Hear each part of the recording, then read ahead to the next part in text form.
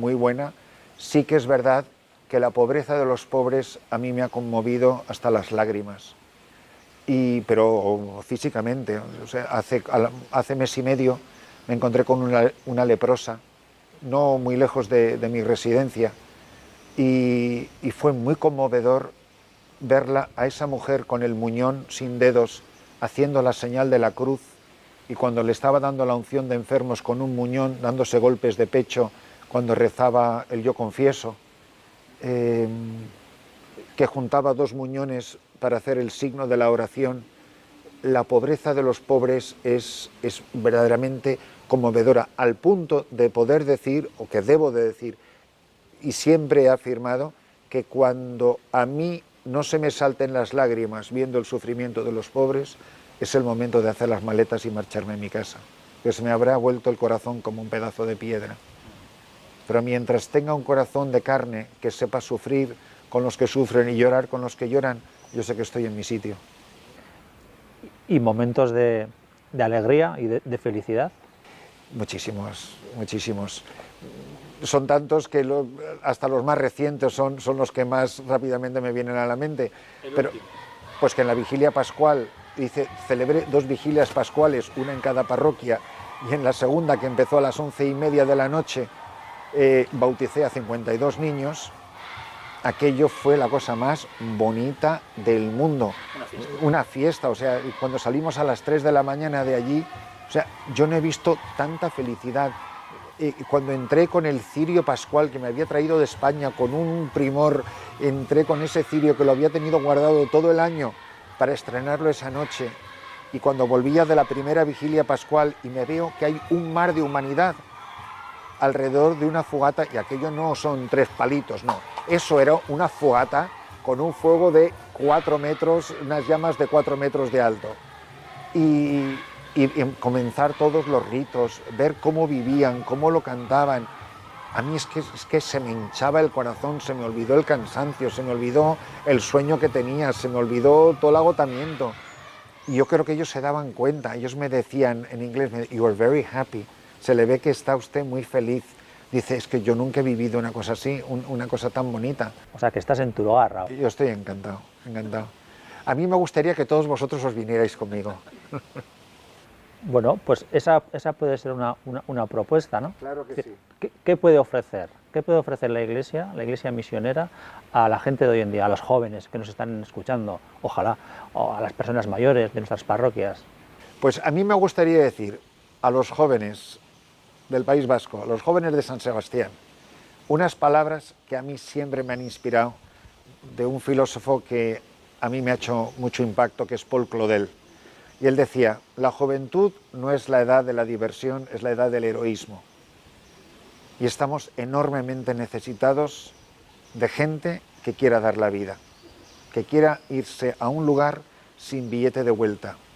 Yo tuve un chico de Madrid en mi misión de República Dominicana, vinieron 2 chicos y una chica, y una noche les dije que íbamos a hacer adoración al Santísimo toda la noche. Y les di una charla antes de exponer el Santísimo, y como éramos 4, nos repartimos la noche entre 4. Y les dije, no sé por qué dije esas palabras, porque no sé de dónde me salieron, decir, mirar, a Jesucristo hay que firmarle un cheque en blanco.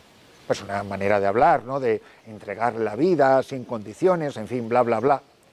Bueno, hicimos los turnos, y cuando a las 7 de la mañana voy a dar la bendición y levanto la custodia, miro y me doy cuenta que hay un folio debajo del corporal. Levanto el corporal, saco un folio y resulta que uno de los chicos había pintado en un folio un cheque y había firmado Pablo Escrivá de Romaní. Y ese chico ahora mismo es misionero en Costa Rica. Entró en el seminario de Madrid y se fue a las misiones. Tú nunca sabes. Tú no sabes quién está escuchando esto que diga, ¿y por qué no yo? Porque si alguien me pregunta, ¿pero usted qué necesita? Miren, si a mí me dieran 3 millones de euros, yo no podría con eso celebrar una sola misa. Porque 3 millones de euros no escuchan una confesión, ni bautizan a un niño, ni van a predicar la palabra. Hay cosas que, gracias a Dios, en la Iglesia no se pueden comprar con dinero. Pero es necesario, tendréis proyectos, tendréis necesidades. Pero eso viene después, muy lejos. Si me dicen, ¿qué es lo que más necesitamos? Misioneros. En estos momentos, misioneros. Hay gente que este domingo no ha ido a misa porque no hay misioneros. Es más, tenemos el vehículo para llevarlos, solo que no hay a quién llevar. Y hay gente que todos los domingos se reúne con un catequista medio analfabeto y sin un diente en la boca, que torpemente va leyendo el pasaje de Evangelio que ha buscado en un calendario de esos litúrgicos de pared, que busca las lecturas y va deletreando prácticamente las palabras del Evangelio y da su pobre comentario, y ahí está la gente que podía perfectamente tener misa. Y así se reúnen millones, no miles, millones de personas todos los domingos en África esperando a un sacerdote. Me gustaría, antes de concluir, terminar con una anécdota que a mí me ha marcado mucho, que me gustaría que todo el mundo la recordara. Una vez en Tailandia había dos misioneros franceses que oyeron hablar de unas comunidades en la selva que estaban lejísimos, donde nunca se había anunciado el Evangelio. Y estos dos no eran muy cultos, no eran muy eruditos, pero eran dos grandes misioneros. Se lanzaron a la aventura y por fin encontraron estos poblados de gente muy pacífica y muy buena. Y le pidieron al jefe de la tribu que si podían hablar a la gente. Y la gente se sentó en la plaza del pueblo y ellos anunciaron el querigma y explicaron quién era Jesucristo y la salvación, pero lo estaban anunciando en 1940. La gente no pestañeaba. Cuando terminaron de hablar, dijeron que si alguien quería hacer alguna pregunta. Y un joven, en la parte de atrás, levantó la mano. Dijo, yo solamente les quiero hacer una pregunta a ustedes dos. Si esto que han contado de Jesucristo es verdad, ¿por qué han tardado tanto en venir a contárnoslo? Pues han tardado tanto porque no había nadie que viniera a contarlo. ¿Cómo es posible que en el siglo XXI haya gente que nunca ha escuchado la palabra J-E-S-U-S, que no saben quién es Jesucristo? Si lo peor que le puede pasar a un ser humano es no haber conocido a Jesucristo. Se puede vivir sin nada. Y yo soy testigo de que se puede vivir sin nada, porque mis gentes viven sin nada. O sea, si no hubiera plástico, si no hubiera un plato de plástico, estaríamos en la edad de bronce, en la edad de piedra. O sea, allí no hay nada. O sea, la gente no tiene nada, no tiene objetos, no tiene nada. ¿Y la Iglesia del Sudán o la Iglesia de tu diócesis, ante esto, cómo se sitúa? Pues primero, darnos cuenta la inherente dignidad de toda persona. Entonces, dignificar la vida humana, humanizar su existencia. Esto es lo que hace la educación, lo que hace el respeto a la mujer, lo que importa la dignidad de los niños, donde tantas veces es atropellada, donde los niños son mano de obra barata, esclava, donde las mujeres se compran y se venden por una dote. Es decir, no somos conscientes de que en el mundo, por eso muchas veces se dicen muchas tonterías sobre las misiones, pero nosotros no somos quienes para imponerles, pero si nosotros tenemos la respuesta de lo que llevan esperando toda su vida, y todavía vamos a tener que estar con no sé qué respetos a sus culturas, eso no es cultura, eso es brutalidad, lo que están viviendo estas personas. ¿Y no chocas tú con el clero, por ejemplo, local? No, al contrario, yo creo que ellos lo entienden perfectamente, porque ellos son los primeros beneficiarios, gracias a su educación, de cómo el cristianismo dignifica y humaniza la vida humana. O sea, esas cosas que nosotros hemos escuchado teóricamente en las aulas de un seminario, de una universidad, yo lo he visto en la carne y en la sangre de estas personas, cómo la Iglesia dignifica. Cuando tantas veces nos han dicho, pero padre, si nosotros solo le tenemos a usted. O sea, la gente tiene derechos porque está la Iglesia. Porque donde yo estoy nadie siquiera ha oído hablar de sus derechos. Y donde no hay un sistema que tutele los derechos de las personas, eso es, nunca mejor dicho, la ley de la selva. La ley del más fuerte. Y yo veo como los militares abusan de la gente. Solo que, ¿qué hace la gente? Que como no tiene un mecanismo para defender sus derechos, vienen al sacerdote.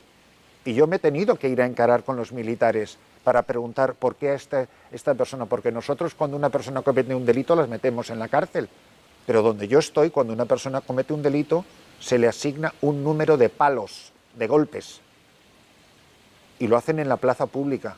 ¿Y tú eres tolerado por ser extranjero, por ser sacerdote, por ser...? Por ser sacerdote. por ser sacerdote.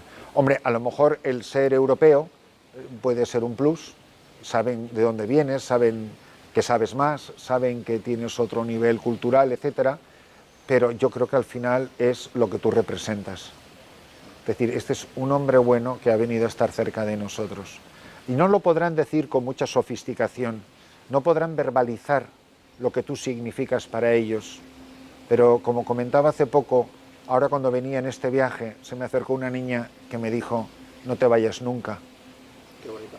Y cuando una persona, un pobre, te dice, no te vayas nunca, tú sabes que tu vida no tiene billete de vuelta, porque tú no puedes traicionar a ese niño que ha confiado en ti. Tú no puedes decirle que eres su padre, pero marcharte cuando viene el peligro. Tú no puedes decirle que el buen pastor da la vida por las ovejas, pero tú salir huyendo como el mercenario. Y yo creo que, y esto no es para vivirlo en Sudán del Sur, esto es para vivirlo en San Sebastián, esto es para vivirlo en España, esto es para vivirlo donde quiera que estemos, porque a fin de cuentas lo que cambian son las circunstancias, pero el Santo Evangelio es el mismo. Cuando uno ve, cuando el día que dispararon al Papa Juan Pablo II en la Plaza de San Pedro, ¿qué diferencia hay entre la columnata de la Plaza de San Pedro y las selvas de Sudán del Sur? Y estamos en una época de mártires. O sea, en el tiempo que yo he estado, han asesinado a sacerdotes.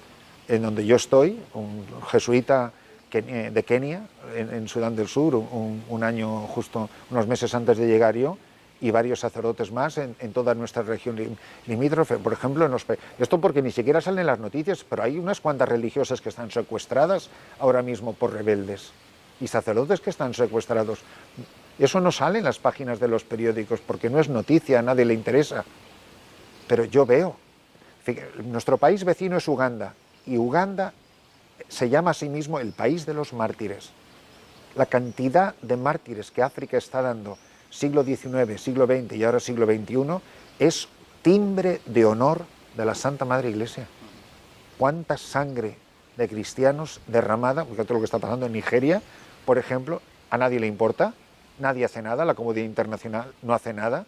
Pero ¿cuántos cristianos, solo por el delito de ser cristianos, están derramando la sangre en suelo africano? Antes de terminar, sí que me gustaría que nos hablaras. El País Vasco, nuestra diócesis, siempre ha sido desde años foco o cuna de misioneros, laicos, sacerdotes, religiosos, en un momento en que, bueno, pues de debilidad eclesial, numéricamente hablando, ¿no?, de credibilidad. ¿Crees que es algo que podemos nosotros ofrecer a la sociedad? Bueno, yo lo primero que le diría a vosotros los vascos que camináis por las calles de estas ciudades y pueblos es que os acordéis que camináis sobre las huellas de auténticos gigantes. Yo me he encontrado misioneros vascos en todos los continentes en los que he sido misionero, y los podría mencionar por nombre: sacerdotes, religiosas de incontables congregaciones, misioneros laicos, voluntariado, gente maravillosa que en los 5 continentes están anunciando a Jesucristo. Sois tierra de mártires, sois tierra de santos, pero sois sobre todo tierra de misioneros. Tenéis el mar aquí delante, y el mar lo que te hace soñar es con un horizonte sin límites. No tienes una pared delante, no tienes una montaña delante, lo que tienes delante es un océano infinito. Y más allá de ese mar, que tus ojos ven todas las mañanas aquí en San Sebastián, hay gente que te dice: te estamos esperando, no te vayas nunca. Eso es una invitación en toda regla. Eso es una provocación. Muy bien, Christopher, me alegro mucho de haber podido contar contigo. Ha sido un privilegio, de verdad, escucharte, conocer de ti, de tu labor. Y a todos los que nos escucháis, bueno, ojalá podamos seguir teniendo estos testimonios misioneros de auténtica fe, de vida, de entrega. Gracias, de verdad, Christopher. Que no os olvidéis de rezar por nosotros.